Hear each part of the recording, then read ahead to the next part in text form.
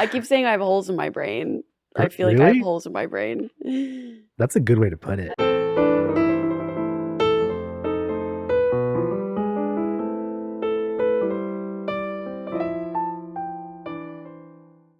What's up, everybody? Welcome back to Dress Down. We have another very exciting guest today. We have the LA cosplay community's go-to videographer, dungeon master of Pocket D&D, and future inventor of dog food for humans, Erickhvids. Hello. Welcome. Hi. How are you doing? I'm great. Good. All things considered. All things considered. Mhm. Well, I would like to begin by rolling for initiative. Okay. We have some D20s in here somewhere. I wish that I'd known. I would have brought my lucky dice. Well, that's okay. We can't have it be biased in any way. That's you know? true. I do like the balance of it. Should we right here? Yeah. Go for it. Okay. 15. 15. That's good. Solid. I'm going to do it too. In Okay. solidarity. Uh-huh. Is that a 15 It's as well? a 15. We both got 15. That's so sick. I think your dex is better than mine though, Why? because dex adds to like your initiative. Oh. Mhm. Well, the fact that we got the exact same number rocks. Let's go. Let's fucking go. Wait. Okay. Amazing. Well, what a perfect way to begin. Welcome. Good to be here. Very, very excited. Great friend. So this will be fun and casual and exciting. Likewise, I don't feel nervous. Good. Yeah. Good. That's good. Well, I began your intro by saying that you were the go-to videographer, and I feel like that is the case. A lot of cosplayers and models will hit you up to do like pretty music videos or like cosplay showcases and stuff like that. So take us through your video journey from the beginning. Did you always want to do videography? I think subconsciously I did. Okay. So like from the beginning? Yeah. Okay. Why not? So Your lore begins now. this is my origin. Yeah. So You're shonen. when I was like in high school, I got super close to this like friend. His name is Tommy. And like I had gotten this like Canon PowerShot digital camera type thing. Mm-hmm. And I was, for whatever reason, obsessed with taking photos in sequence. So like I would have him like pose in a certain way, and then he would like move to a different one. It'd be something goofy, like he'd be like tripping over a wall, or like he'd be like taking a swing and like jumping off and stuff like that. Mm-hmm. We'd like do like fake fights, but it'd be like image after image, not actual videos. Mm-hmm. So we would be doing that in the backyard all the time, and then eventually like I learned that my camera can film videos as well. So like, we started filming videos, and then I got like Windows Movie Maker, and I started making these goofy videos. We tried to like start a YouTube channel, which did not happen because he went off to, he went off to college, and I was like still like a year behind him. He like went off before me. So then after high school, I went to college, and I was going to college, and I found out that there's like a video editing class. And I was like, that's cool. I didn't realize they had like classes specifically for this, and it worked for like my GED or whatever. Mm-hmm. So I was like, I'm gonna take one of those. It sucked. It was not very fun because it was like very like cookie cutter, and I was like using Final Cut Pro. Were you learning stuff, or did you already know? I knew some of the stuff just because it translated a little bit, but it seemed like it was kind of boring. Yeah. I didn't like what we were working on and stuff. So I kind of just did more college, and then I eventually learned about a like new media tech like type of trade school, and it was like a kind of like an online content type of school where it's like editing and like photography and like videography and like everything all packaged up into one. And I like that a lot because I had been like watching YouTube videos instead of going to classes. This is wild, but I did just skip algebra and like English and like failed them because I was watching YouTube. Really? It's wild. But what were you watching? I mean, old stuff like Philip DeFranco and like I can't remember. It was like Red versus Blue. It was like Yeah. all like the classics. I think. And so then I just got super into watching videos and like content and stuff. So that videography like trade school just like kind of spoke to me. So then I spent whatever like extra money I had to like enroll, and then I started going. It was like in Burbank, which is like an hour away from like where I lived. And for like the next like 6 months, I had just gone like every Tuesday and Thursday with the super cool mentor type like teacher, and he was just teaching us like about like editing and then like cinematography and like lighting, all the stuff that kind of goes into making videos. Long story short, that school eventually like shut down while I was there. It got like while you were enrolled. While I was enrolled, the school got like the school got like audited or something, and like the owner like ran off with a bunch of money. It's wild. It's a fun story for later, but essentially, if you look it up, Video Symphony, it's a fucking scam. Just don't ever anything that's remotely like attached to that. That's so crazy. You can look it up in the LA Times. It's crazy. I got interviewed. Anyways, so through that, my teacher had like left, and then he like started hiring me for projects. Yeah. So he's like what are they called? It's been like you initiate like a video to like promote. Like a pilot. Oh, yeah. Yeah. So I started doing pilots with him. And then through him, I met a couple of other people. And then so on and so forth. I just kept meeting people. And I started meeting people that were like doing video and like web series and like trying to film stuff. So I just kept doing that for a couple of years. And eventually I got to the point where I felt pretty confident in like filming stuff. And I started watching CMVs, which is the cosplay music videos. So I was like, this seems cool. It's kind of fun. Like it's easy, just like film people in costumes and like make it all cool to music. So then I looked up the first anime con that was going to be happening, and it was Anime Impulse in 2016. So like the beginning of 2016, I went to Anime Impulse, and then from there I just went to every single con that existed in SoCal. Yeah. And then I went to KatsuCon, and I went to Anime. I went to a bunch of them, and I just kept going. So then during that time, I was just kind of working like odd jobs, just like freelance odd jobs. I got a job changing the phone numbers for infomercial commercials in Studio City, where like if you ever seen that commercial where the guy is like on that teeter top like bed thing. And like he does like that weak jump. I would change the phone numbers for those for every region.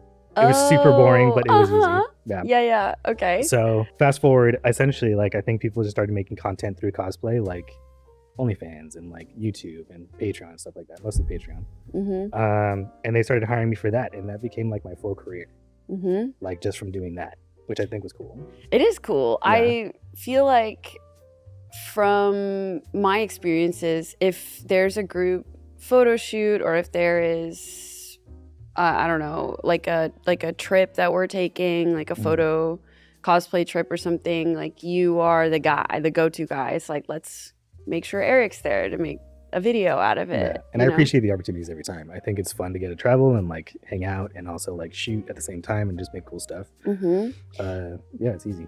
Yeah. Well, I appreciate it because you are someone who makes it very comfortable, which is important. I'm glad. In cosplay and modeling and everything else. It's casual, but it's professional. Yeah. And it's a perfect balance of those two, which I think is very important. Oh, yeah. The vibes are good. I'm glad. So what gear are you using right now? Like, what's your go-to gear for anybody who's interested in cosplay photography or videography? So right now I'm using a Sony a7S III, which is my new baby. I had bought it like 2 or 3 years ago. I was using a GH4 before that, but I use my Sony. I have a 24-70, and I use a glide cam, which is like the old school kind of like stabilizers. It's like not battery powered at all. It's like all manual. And whenever I want to go upside down, or like if I want to like go to low, I have to like flip it upside down. Now people are using DJI like Steadicam stabilizer thingies, which I would recommend over what I use because it's much easier. And myself, I use my body. That's it. That's what I use for shooting most of the time. What would you say is your go-to lens for doing cosplay videography? If I were to choose one lens in particular, it would be a 24-70 because it has a 35 in there. I think 35 is perfect for kind of everything. Especially for cosplay. It's like, wow. I agree. It's my favorite lens. It's kick-ass. I love it. I love the 35. Yeah, it's amazing. I had a prime, but it didn't work for what I needed because I need to get close sometimes and I get wide, and then like I can't be like up in people's faces to get close-ups all the time, so I had to get like a zoom. So it worked out pretty nicely to have a 24-70. For people who don't know what that means, what can you describe what that lens does and what it is? 24-70 means that it's a lens that will zoom in and zoom out, and 24 is wide, 70 is like zoomed in. It also like changes like the perspective of faces. Like if you're wide, it's like fisheye. If you're like close, it's like very flat. But what I think is important about that lens is that it's like a steady aspect or a aperture, which means it doesn't change. It's not a variable aperture, which means when you zoom in and zoom out, it doesn't change the light. Right. It doesn't close it or like open it at all. Because there's a lot of like cheaper lenses that will do that. They have like variable zooms. I think having like a non-variable zoom like lens would be perfect. Yeah. Is it 2.8? It's a 2.8. Yeah. Okay. 2.8 millimeter, which is like it gets kind of like it opens pretty wide to be able to let more light in, so it gets brighter. But always use a filter. Always use a filter. Okay, we're into our tips segment. Always use a filter because if it's a polarizer or like a ND filter, I forgot what it's called. Yeah. Always use a filter because essentially your lens will always be like protected from dust and stuff like that. So like the first thing you do when you open your lens from the box is to put a filter on it. Gotcha. Yeah, because those can get cracked. Those can get like shot with water or whatever, and then you can just swap it out and your lens is perfectly fine. Okay. Yeah. So it's basically like a protective cover, but there are filters that do things like the polarizer ND filter darkens the sun, right? Yes. Yeah. Like sunglasses. Yeah. So polarizers, if you want to know about it, they filter like reflection. So like if it's the sun hitting water and you use a polarizer, you'll see if you like turn it up, it'll like reduce all the reflections, so it makes it darker. I don't know what ND filters do. I think it is the same. Probably. I think it's the same. I think it like brings it down and like makes it darker. I don't know. It darkens the bright spots. Great. That's what it does. I've never used one. We have black mist filters. We were just talking about this yesterday on these cameras that soften skin and stuff like that too. Those are the... Oh, we also have polarizers? Let's go. We're stacked here in the studio. I think it's great for skin. That's why I use a polarizer. Oh, really? Because people will use like oil sometimes and it reflects too much sometimes. Yeah. So I just use a polarizer to like neutralize as much as I can. Yeah. Okay, if somebody wanted to get into what you're doing right now, what would be your top 3 tips for them? Top 3 tips to get into what I'm doing now. I would say no matter what camera you can get your hands on, even if it's like a Canon, Rebel, whatever, go out and start filming cosplay and like going to conventions and like starting to meet people and like just getting starting to shoot content, because I think that like once you do it and get used to introducing yourself and like meeting people, it's easy to start getting more shoots and like I would say like just getting out there and shooting. The next tip I would say is social grace. You have to like understand that like no one owes you anything. It's all like people just being normal, wanting to get cool like content sometimes. So mostly just be normal, nice, be polite, be respectful, don't overstep. Like no one owes you anything, so it has to be very like cordial. That is very important. Yeah. Third tip would be, I guess, like don't make it like too complex. Like you don't have to don't overthink it. You don't have to bring like all the best gear or like try to get like the coolest movements or whatever. Like if you just like get comfortable with like doing your own style and like what your like gear set, because I think the first time that I was shooting, I had gotten like this like my dad's like army like vest thing that had a bunch of pockets, and I had like batteries and filters and like whatever, like extra cameras. It was just overkill. So like keep it simple, like bring what you have and like make sure to be like able to move around and like stand all day, because that's kind of what cons are. And then afterwards, if you meet people and hang out, you get to go to dinner, and you don't have to like bring all your shit with you. If you have like a huge backpack full of like lights and stuff. That's so true. Yeah. Yeah. Mm-hmm. Good points. Yeah. Great points. Great points. Mm-hmm. When you do videos for conventions versus videos for like a shoot specifically, what is the biggest difference between those two things? I think that it's just that there's not a bunch of random other people around. So like at cons, you will have to deal with people either wanting to like snipe you and like. What does that mean? So sniping is not killing someone from a distance. It's taking a photo from the side. So like let's say you and I are shooting, right? Like a photography sniper would essentially just like come up next to you and just start taking photos. Like right up behind your shoulder and like taking the picture that you have set up. Correct. Like you pose a cosplayer in this nice spot and then you're taking photos or filming or whatever, and then someone else just starts like taking photos and filming themselves and like. And you're like, whoa. Sometimes they ask permissions, but most of the times they don't. That's a big difference. I think that like a studio is a lot more controlled. You get more privacy. You get more like control over what you're like looking at and what's being shot. I think it's just the people. That's kind of like the biggest difference. I think a studio shoot or like a setup shoot is much more like controlled and chill, and like you kind of have more time to work on what you want to like looks wise and like what you want to get out of the shoot. With a con, you essentially have to be happy with what you get, because like you don't know who's going, you don't know what cosplayers are going to be showing up. You also don't know who's going to be there at the cons, so like you got to be aware of that. At cons, weather. It's sometimes like blazing hot, lighting. Yeah. Weird hotel carpet.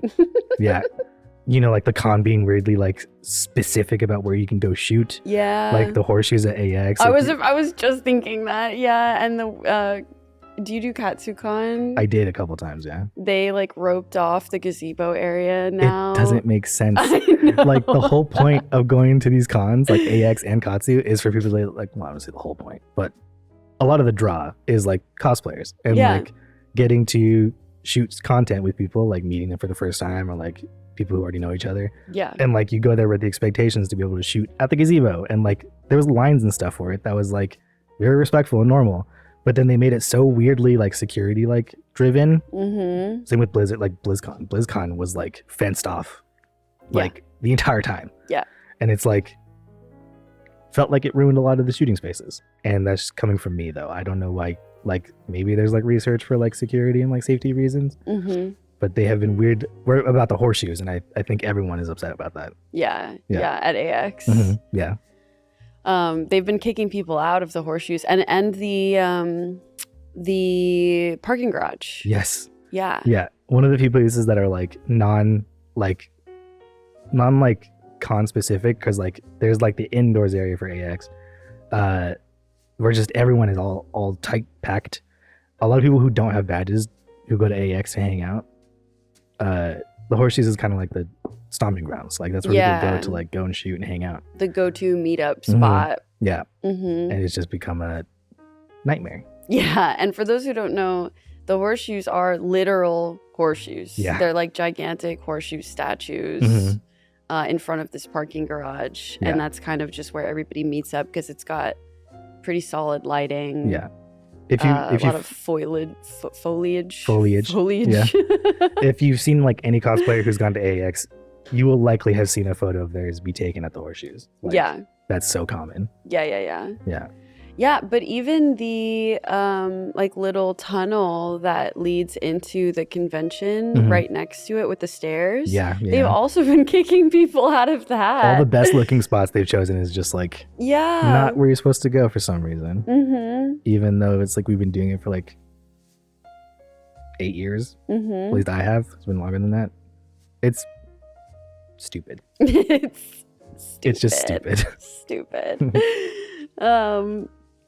Do you go into the shoots, like the studio shoots, with a shot list or something in mind, or do you go and you just go based on vibes? Vibes.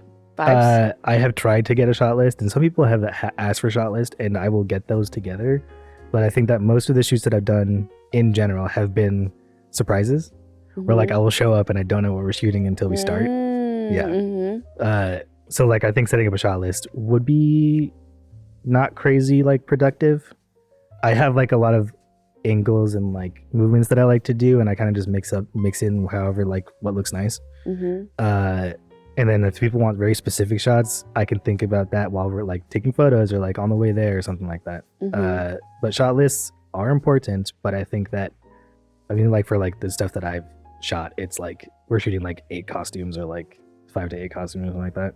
So for one, too many shots. Also, we don't know what we're shooting until we get there. Yeah, that is fair. Yeah. It's hard to come up with a shot list if you don't know what costume people are going to be wearing until you get there. Exactly. I would recommend, like, if you're like getting into it, start filming like a chair or something, like film anything and start looking at what you kind of fall into doing naturally. Because when I first started, I was only doing like pan ups and then pan downs. And I was like, the whole first video was like this, and then this, and then this. And it was just the same thing every time. And now I watch it and I want to vomit. Like, it's disgusting.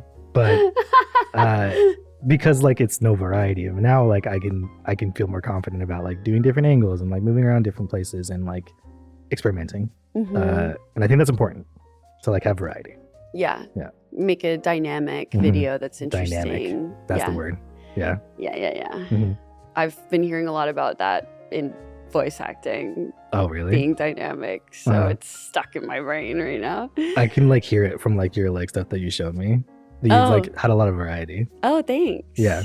Like it's shocking sometimes what characters you've played. Oh, thanks. Yeah. That's very nice. A lot of what I got feedback from in the beginning was to not be one note. Which is just like reading it very flat. I kept getting feedback that there needs to be peaks and valleys. So you need to like make decisions. Yes. To keep people like interested by like going up and then going down and then not having it just be one flat thing, or to stay up the entire time. Right. Because that's what I was doing a lot of when I would get like a excitable teen that I was doing. I was like doing Ash Ketchum at one note. And it would be like up here the entire time, and they're like, it's just one note. It's a excitable note, but it's just there forever. You need to like, you have to bring it back down. I see. Right. Yeah, I would feel very similar about camera work, where it's like even when I'm moving too much, I've recently started just sitting still and like having people move, because I think that looks really fun and like different. Because for the past 10 years, CMVs have always been like slow movements and like pans and stuff like that. And I like now just like sitting still and like having people jump around in the lens or in the camera in the video. And then like, that's something fresh, I think. I think that's makes it a bit more exciting to look at sometimes. I like that too. Yeah. I like that thing that you're doing right now. You just posted the one in the subway car that we did. That's one of my favorites. Yay. Because like, the song also like hits perfectly. Speaking of songs, how do you pick audio for videos? So it depends. Like if it's like for Reels and TikToks recently, anything that's already on there you can use, and they've opened up a lot of songs. Like I just used one for one of your videos that was on a reel. It's like Empire or something. Like I've used like Lady Gaga. I used one for yours. I forgot what it was, but a lot of like mainstream stuff. And now the way that I pick it is just by going to like post a video, but then while I'm selecting a song, I can just look at what's available. And then I just scroll through and look for whatever would work for what I'm working on. And it's usually just like vibes based. Like vibes based. Yeah. If I think I think that music is probably one of the most important parts for me. I want it to be extremely like resonating with what I'm shooting, and I'm not trying to sound like pompous about it, but I think it makes a lot of sense to have it kind of mesh really well. Because like if you have like the super hype like techno song, and like this person's like in this beautiful fairy like anime cosplay, it doesn't hit. It doesn't make sense. Yeah. So it's got to like fit the vibes. And then that goes into like editing. I like to time things a lot. Anyways, it depends on what it is. So if it's like a public kind of reel that's being posted, I usually just do like whatever audio is on Instagram reels. But if it's for like private OnlyFans or Patreon, stuff like that, I do licensed music, and there's a bunch of different websites. I use Audio Jungle. Has been very good for me. It's been very like consistent, and a lot of songs on there. So I would recommend, if you're like doing paid work, doing licensed music, because I have been screwed over by royalty-free music on YouTube, because they make it royalty-free, and then after like 2 or 3 years they just change their mind, and now that song is being copyrighted from that YouTube link, and now that person might get upset at you or like get screwed over in some way. So certainly try to like cover your bases. Depends on what you're working on. For me, music selection, if I had like any option, it would be vibes based. Is there like a go-to genre for the more like OnlyFans sexier stuff? I've been doing retro synth. Retro synth. Okay. I've been doing retro synth music because I think it's like spicy and also has like good beats to it most of the time. Yeah, like the like hits. Yes. Yeah. For the and cuts. there's like I time everything in music, so having like good beats and like cuts and timing and stuff works really nice. Retro synth works for a lot of spicy stuff. And like cosplay, sometimes it works, but most of the time for like lingerie or boudoir, it's usually like retro synthy. Because I think it's like, well, I mean, sometimes it doesn't matter, but I think it's nice to have like a cool like head bobber while you're like watching. Yeah, I feel like good music adds to the experience when it comes to video. I think if you notice it too much, it's bad. It should like be seamless. Oh yeah. Yeah. It had like no vocals. I don't think vocals ever work really well with those types of videos. I agree. Having just like not a background type of song, but one with no vocals, and it has like good variety. You'll find a rhythm where it's just like, oh, like for this section, it'll be like clothed, and then the other section will be not clothed. And then you'll like find like a rhythm with like all like a typical like length of a song or a video, where it's like intros this much, this is the main bit, and then the like climax. And songs usually have like a good way of like showing with you like waveforms, like, so it's very easy to place things when you're like editing on the sequence. I understand that now because of CapCut. Let's go. CapCut is gonna take my job. There it is. I see it. It works out great for that. Yeah, the audio waveforms is a great way to like just start laying things out. Yeah. When you are laying things out for video editing, how do you begin to like tell that story? Like, what is interesting? Do you have like a process where you watch the entire thing all the way through, or do you start mapping it, or do you look for certain frames that are closer, further away, and like how do you do that? So for that type of stuff, I usually try to skim through the entire bit. Like I put everything onto one sequence, and then I just like looking through like the flow of the shoot and what we did, and like if there's like a change of like outfit or anything like that, that's usually separated pretty easily. But I will have a song chosen, which takes me like way too long, and then I put that at first, and then I start like placing shots where I think they would look nice. Like there's a lot of like movements that usually work with like measures in music, so I will start just placing things over like where I think it will fit nice. And then for the story, it usually depends on what it is, because if it's an actual like lore video, that's pretty easy because you know what the beats are of it. If it's like an OnlyFans or Patreon video, then pretty clear what's going to happen, where it's like it starts out in a full outfit and then it ends with nothing. And then you kind of like, I think you like, for that kind of stuff, you like tease it, especially now, because I think people have been like, the attention spans have been ruined.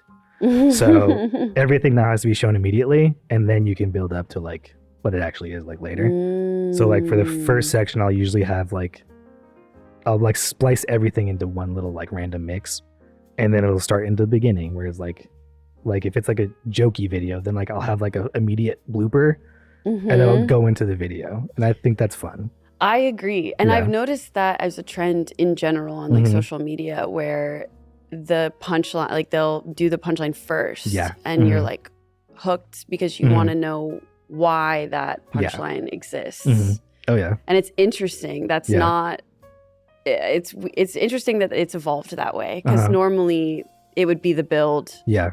and then the punchline. Yes. But that's how it used to be. Yeah, the attention spans have been shattered, unfortunately. Yeah. Like I used to edit where I put like very soft, cool, like normal shots for like the build up. But then after getting a lot of notes about how people's brains are broken now. Yeah. It's like, oh no, I have to have like the coolest, best shot in the beginning and then find another cool one for later. But then the beginning cool shot and then like intro and then the rest. That is my number one note right now whenever I go back to my editor who does clips from my Twitch streams. Right. I'm like, you got to cut faster, no silences. I keep saying Gen Z brain rot. Yeah. Like you have to cut like Gen Z brain rot. It has to be so quick and like shout out Darren. No time for any lulls. Yeah, because people will scroll away. There was something else I was gonna bring up about what you said, and now I don't. It like I went to go write it down so it didn't leave my brain, and as I picked my pen up, I was like, "Fuck, it's gone." I don't remember what I even talked about. I don't either. It was something about. Well, I think we've been plagued by the Gen Z brain rot as well, unfortunately. Yeah. We've already lost interest in what we were talking about. Right, exactly. I keep saying I have holes in my brain. I feel like I have holes in my brain. That's a good way to put it. I feel like there's just pieces that are missing and sometimes. It's like a train that things just fall through. Just fall through the holes, and that's then what I'm like saying. Other stuff keeps going, but then something else just drops and you're like, oh fuck, something I forgot. Where did that go? Yeah, or like a balloon that just flies away. Oh yeah. Yeah. Let's see. How important is lighting to video? Lighting is like the most important thing. Really? Oh yeah. Like aside from chill vibes for most of the shoot, lighting is like the most important because you have to see what's going on. And like noise sucks in video. Like some cameras can handle like low light a lot better than others, but lighting is huge. I had worked my way up to what I use now, which are these giant lantern like aperture like lights, and it just illuminates everything. And like people will still like maybe turn it down and I'm like, it's not bright enough still. I need it to be like crazy bright because when I'm editing and stuff, things that get lost in darkness or whatever is so annoying. So I think lighting is like the most important thing. And if you can, it should be like the second thing you get from gear.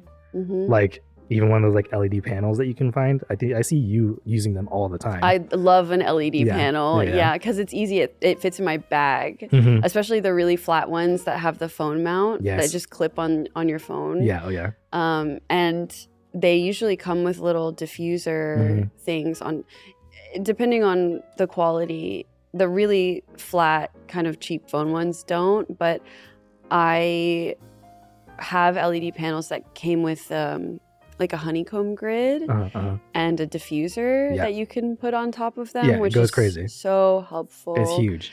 Because the diffuser makes it less harsh, so it's like nicer for your skin, and the honeycomb directs the light so it doesn't spill off into the background and it like kind of spotlights you. Oh yeah, I think that's huge. I like, especially for making content these days, having a light goes crazy because people are like shooting in the middle of like a nighttime katsu.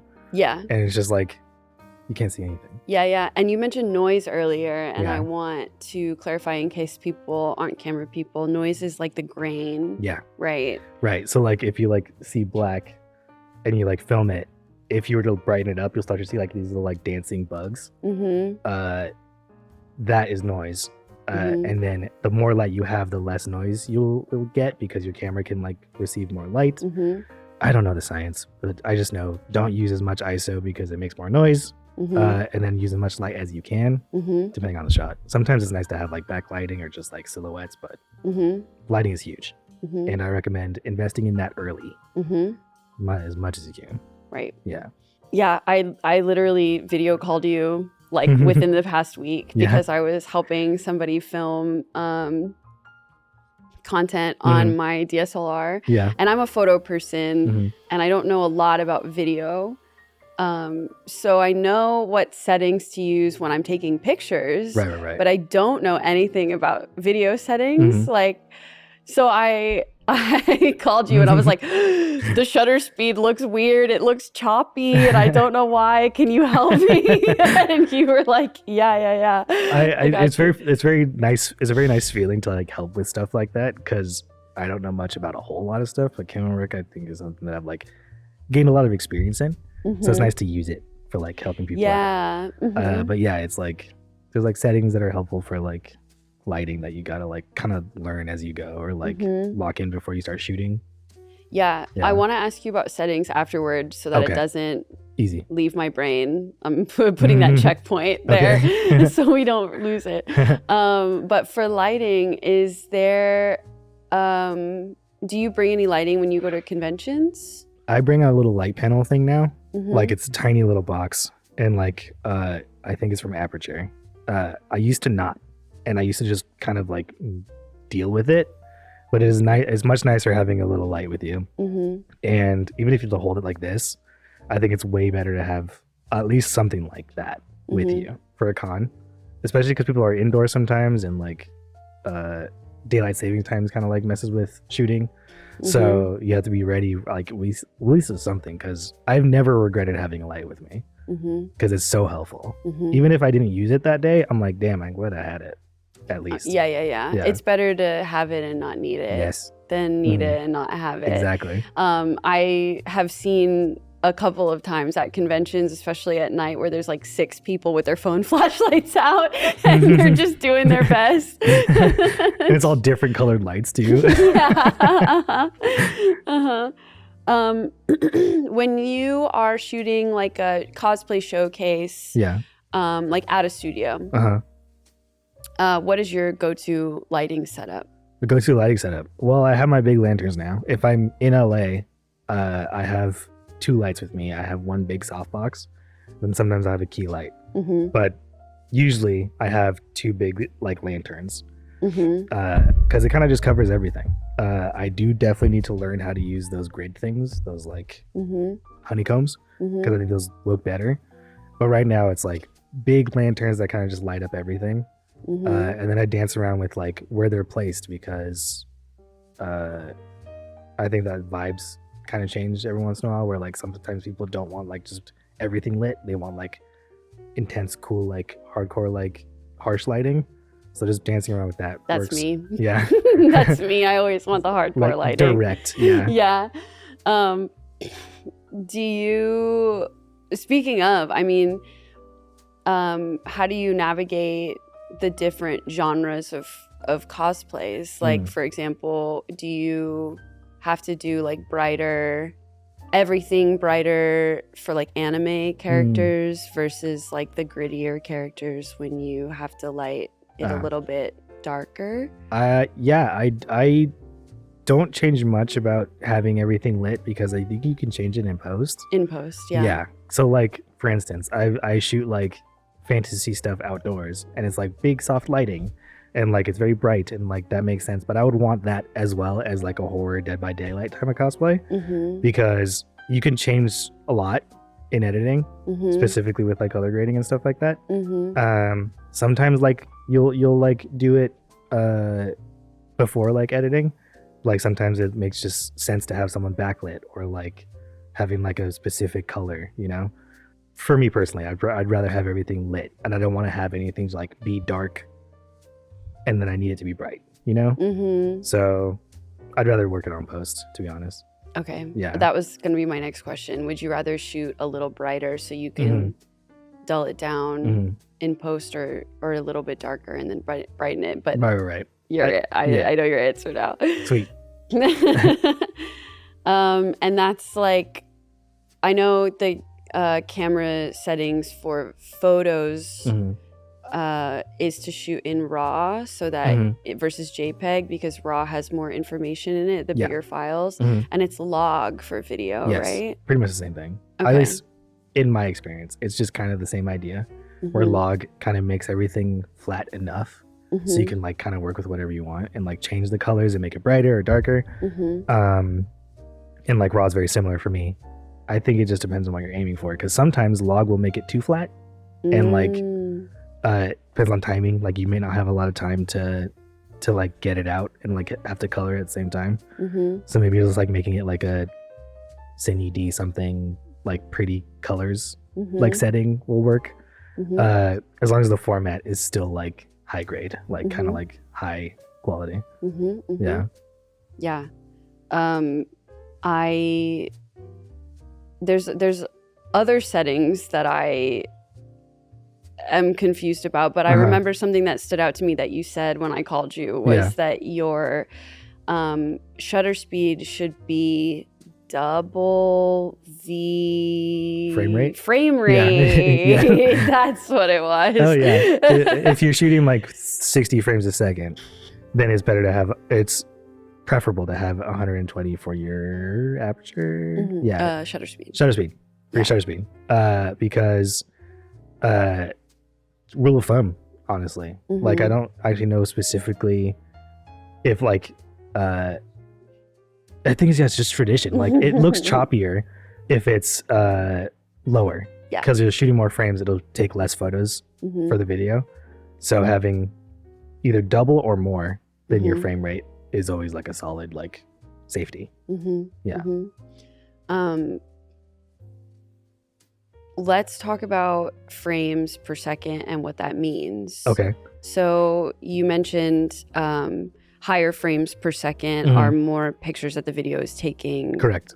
In that second. Yeah. What does that mean? Because the photography background that I have is that the settings are ISO controls light based on how much grain there is. Yes.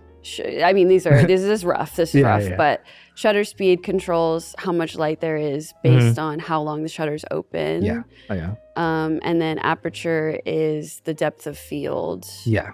Like how much light there is based on the depth of field. Yeah. So, which is how blurry the background is. Yeah. But I don't know anything about frame rate. Right. So what's the difference? So frame rate is how many photos the camera is taking for the video within a second. So essentially, if you're shooting 24 frames a second, that means you're only getting 24 pictures in a second. So you have less movement covered. So let's say there's a car like zooming past the camera. You'll only get 24 frames of that car in that frame within a second, which means you only have that many. You only have like that many to use. So like there'll be time in between the car's movement that will not be shot. So that means you'll have it here, then you'll have it here, then you'll have it here. So a little choppier. Yeah. So if you shoot it at 120, you have a lot more photos within a second, 120 frames per second, which means you'll have more movement captured within a second. So like you can make things slow-mo if you want, because now you can have a lot more frames to work with because you're catching a lot more movement in between. So if you're trying to slow something down in slow-mo, you want higher frames. Yes. Okay. A lot of people use 60, but 120 you can go like whatever camera like shoots. There's like super high speed cameras that that's like what I think is a common misconception is a high speed camera doesn't mean it shoots faster, or it doesn't mean like what you think it does. A high speed camera means it shoots a shit ton of photos within a second. Like you can shoot like a million photos in a second. There's some that do that. Oh wow. They cost a lot of money. Yeah. So yeah, it depends on what camera. Most DSLRs I think like shoot like 4K 120 max. I don't know if that's changed. Maybe 8K. I've been doing this for too long to like pay attention to that technology. to improving technology. I'm like, damn, I'm good to go, but then things keep changing. So, right. Yeah. What is the pros and cons of using 120 versus 24 besides slow-mo? Right. Well, I say the pros are definitely that you have a lot more frames to work with. So if you want to do things like slow-mo, which is what I like to do, I like to make a lot of things slow. You have the option. You can also make 120 frames 24 if you want. Like you can convert it to be a 24 frame, so it looks a bit more choppy or like slower. Because like a lot of movies I think are shot to be projected 24 frames because it looks like cinematic and cool and soft. Yeah, I was gonna say I remember you saying on that same call that 24 is usually more cinematic. Why is that? Do you know? Just the way our brains work, like our eyes. Like there's like a colloquial piece of knowledge that people think that our brains look at things in 60 frames a second. So we can't see faster than that. Oh. I just saw a couple TikToks that's disputing that, so I don't know if that's real. Okay. But It's not. apparently, yeah, It's not. yeah. Like I think that it's difficult to translate that to real life because our brains are doing crazy stuff. But what was the question? I don't know. I started thinking about something else.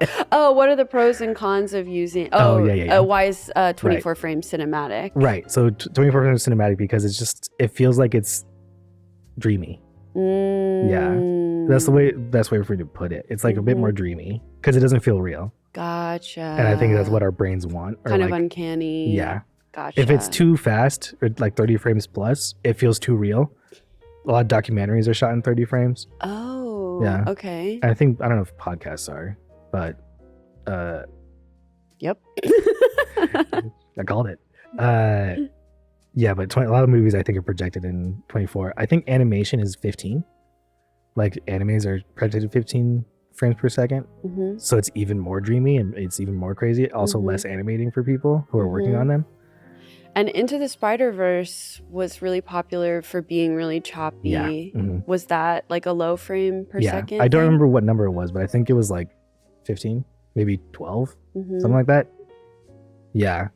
I think they depend on like this, what they're trying to like show in that scene or like trying to like express. I think they changed the frame rate exactly. Yeah. Gotcha. That is. Oh my god! I lost my question. No, not again. Not again. Oh, it's back. It's not a question. It was a comment.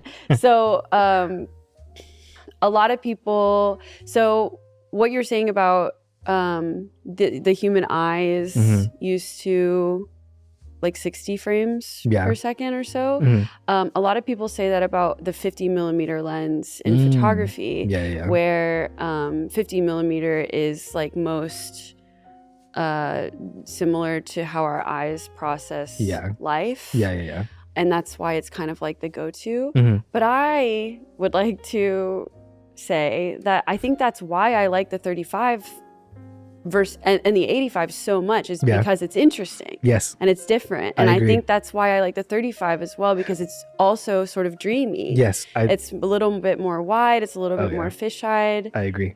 But it is so, it's like, whoa, that's not normal. And it catches people's eye because of that. Oh yeah. I think that people want to see more, like at least like more vision. Because if we could, I think we would like to see our peripherals. Yeah. Like detail, you know? So I think that that's why 35s are, I like them a lot because of that, because it shows more and it feels more real to me. Because like, I'm not looking in one specific place most of the time. I'm looking around. Yeah. So like a fisheye effect from a 35 feels nicer to me. Yeah, me too. Yeah. And then an 85 is like, it's like the shot where like the dead wife is like on the beach and she's like turning around. That's an 85 like shot. Yeah, that's so true. That's so true. The dead wife cam. Yeah. The montage. Yeah. Where she's like under the blankets. Laughing and twirling her hair and running through the sunset. Yes. Yeah. You wouldn't use a 35 for that. No. 35 feels like kind of punchy to me, like a little more gritty. Oh, yeah. I can see that. But I think that's because my brain associates the 35 or like any wide angle lens with like the skateboard magazines and like the... I was to say, I'm pretty sure like they shoot action stuff like that. Like I would shoot action with a 35, especially for like cinematic-y stuff. 35 feels a lot more like you're there. Yeah. I traded my 24 to 70 2.8 lens for that light, I think. Light? Or a different light. A light that is in the studio somewhere. It's a constant light. Oh, I see.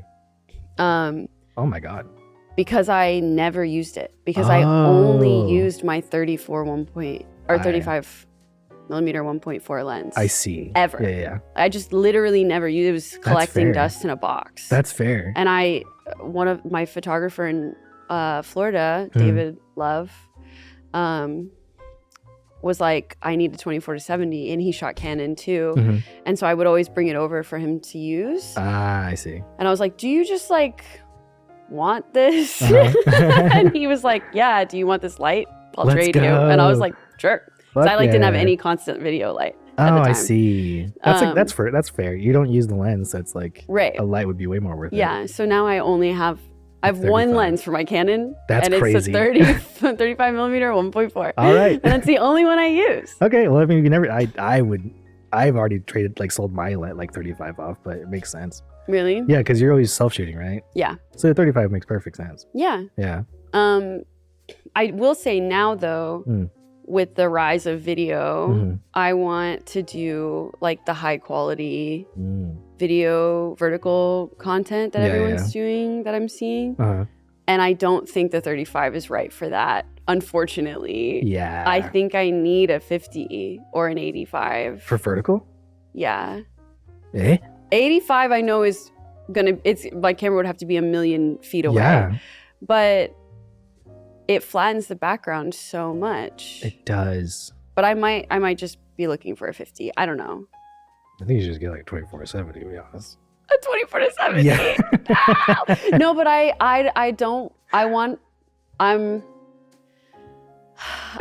am bougie and annoying, and I want prime lenses, a lower aperture than a 2.8. That is true. Like I want like a 1.4, 1.8 at the highest because I want all of the background to just blur and go away. That's completely. Totally fair. That makes sense.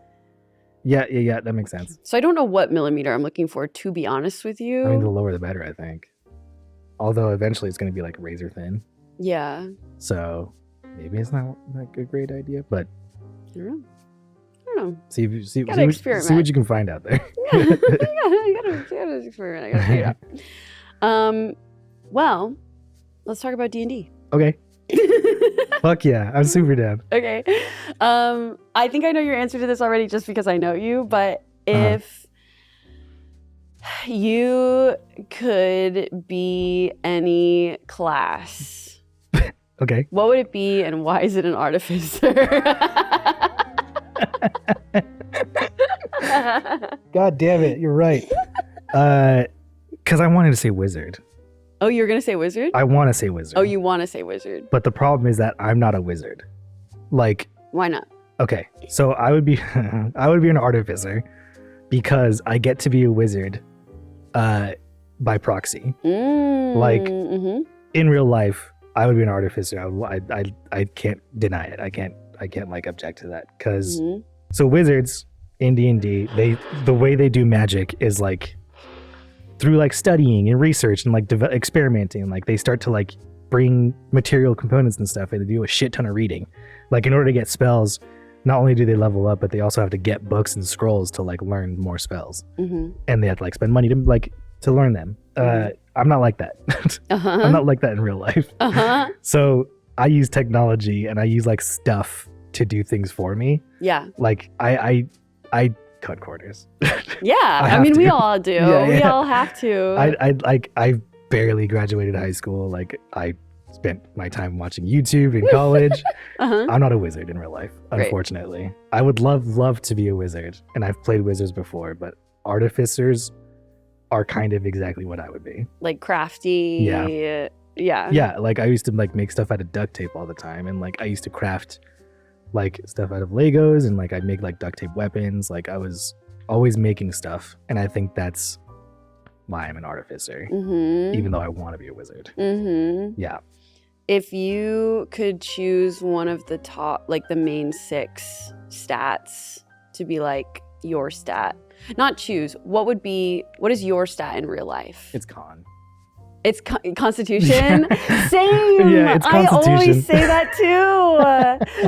say that too. Why? It's because like, I wouldn't say like I can like, I get sick, but I feel like I have resilience. Like I can keep going.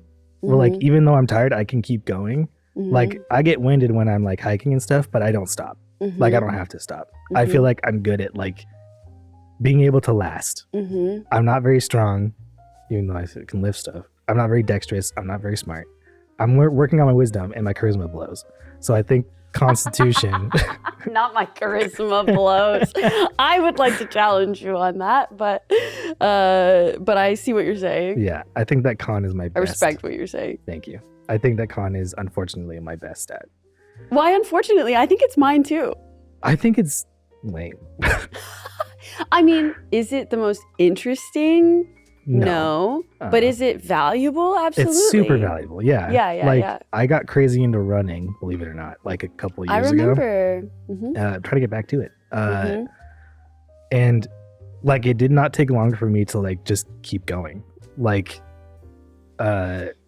it was wild because I never thought that was in me to like get into a rhythm where I was loving running. And then that I think is attributed to my constitution. Is like I think that since I can keep going, I can keep like at it. That's my best stat. Speaking of running, hold on one second while I cancel my gym appointment that is literally right now that I just remembered I had. You said running and I was like, oh my God. Oh, fuck. Does your trainer like get upset with you and make you work out more? Gilly, I'm so sorry. I'm doing a podcast and it's running over and I can't come today. Whoopsie. Anyway. Does he get upset with me? Yes. Can I charm my way out of it? Also yes. And that's your charisma showing through. Yeah, I think that my charisma is chaotic. Like it depends on the day. I think some days my charisma is really high and then other days my charisma is very low. I see. Like okay. I'm so aware of how I'm fumbling every social interaction sometimes. I'm just like, it's not my day. I see. Today I woke up, my charisma's real low. It's situational. Yeah. It's not like, it's like you're getting buffed every once in a while. Yeah. Okay. I see. Some days I wake up and I'm like, I'm the best and I can do this. And some days I wake up and I'm like, maybe not today. Like seasonal depression. Maybe I go back to sleep today and try again tomorrow. So, Erick, let everybody know where to find you online and if you have anything coming up. Okay. Well, I'm on Instagram, Erickhvids. No one told me that Hvids stands for hentai. Don't repeat that. I have a YouTube channel that's called Atmospheric, where I kind of post people just chilling. Lo-fi fantasy music. If you want to check it out, study for a little bit, work. Nothing coming up except for, I can't think of it. Go to my Instagram. That's where everything goes. Yeah. And also, I'd like to plug that you are editing all of my vertical content lately. I've just been uploading all of my TikTok reel content, and you are a fantastic video editor. Thank you. So if anyone's looking for a vertical format video editor, Erick is fantastic. He sends me a link every day.